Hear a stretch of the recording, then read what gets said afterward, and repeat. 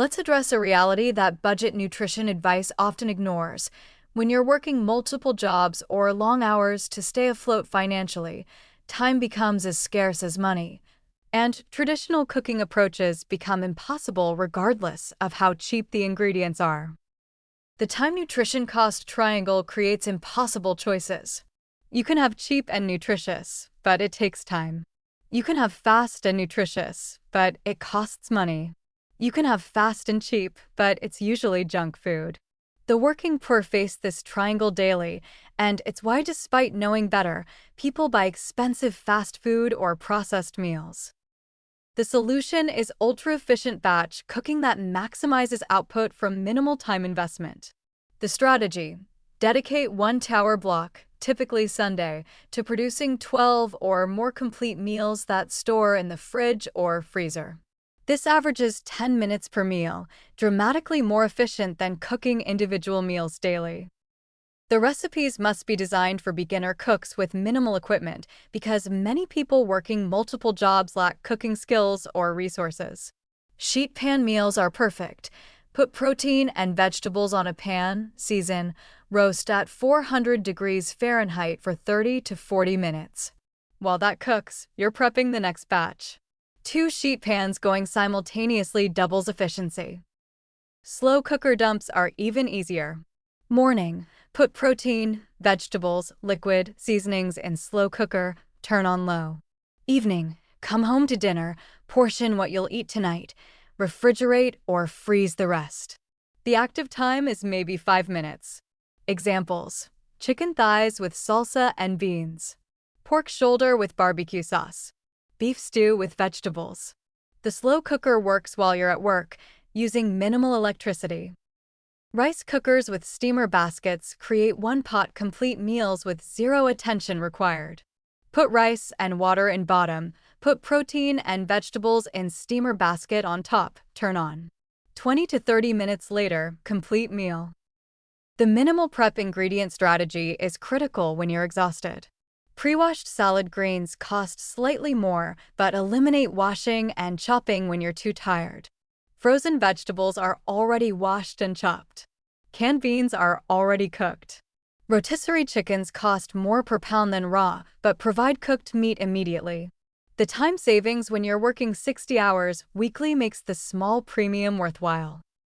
Here's a realistic tower Sunday session. Hour 1. Put a large pot of rice on to cook. While rice cooks, season and put 2 sheet pans of chicken thighs and vegetables in the oven. While those roast, start a slow cooker with beans and tomatoes for chili. Boil a dozen eggs. Hour 2. Rice is done, portion into containers. Chicken is done, portion into containers with vegetables.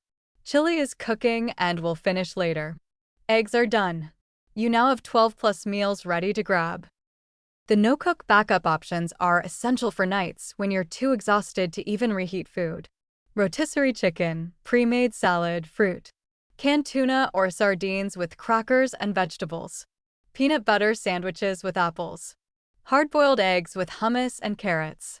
These require no cooking, minimal assembly, and provide adequate nutrition. The time versus money calculation must include opportunity cost. If batch cooking saves 10 hours weekly compared to buying convenience foods, and you're making $15 hourly, that's $150 in time value. But if buying convenience foods costs $50 weekly more than batch cooking, you're still ahead financially by batch cooking. However, if you're so exhausted that you can't function or get sick from stress and overwork, the calculation changes. The frozen dinner inventory approach gives you control without ongoing effort. After several weeks of Sunday batch cooking, your freezer contains dozens of homemade frozen meals. Chili, soup, casseroles, marinated meats, pre-portioned rice, sauces. You've created a personal convenience food supply that's cheaper and healthier than commercial frozen dinners. The nutrition maintenance strategy during extreme time scarcity: prioritize protein and vegetables. If you can only manage basics, make sure you're getting protein at meals: eggs, canned fish, rotisserie chicken, beans, and some form of vegetables, frozen bags you microwave, pre-cut vegetables, even canned. This isn't optimal, but it prevents serious deficiency. What concerns me deeply is the judgment working people face. There's this attitude that if you cared about your health, you'd find time to cook. This ignores the reality of survival mode. When you're working multiple jobs to pay rent and utilities, cooking elaborate meals isn't just difficult, it's genuinely impossible. The batch cooking approach respects that reality while providing practical solutions.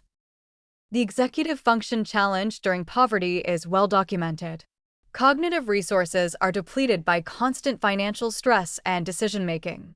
Cooking requires executive function, planning, sequencing, timing, multitasking. Simplified approaches that reduce decisions and complexity are essential, not optional. The community cooking approach deserves mention.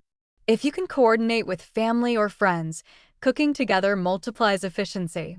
3 people cooking simultaneously and splitting meals means everyone does 1/3 the work for the same output. This requires coordination, which is its own labor, but can work well for tight-knit communities.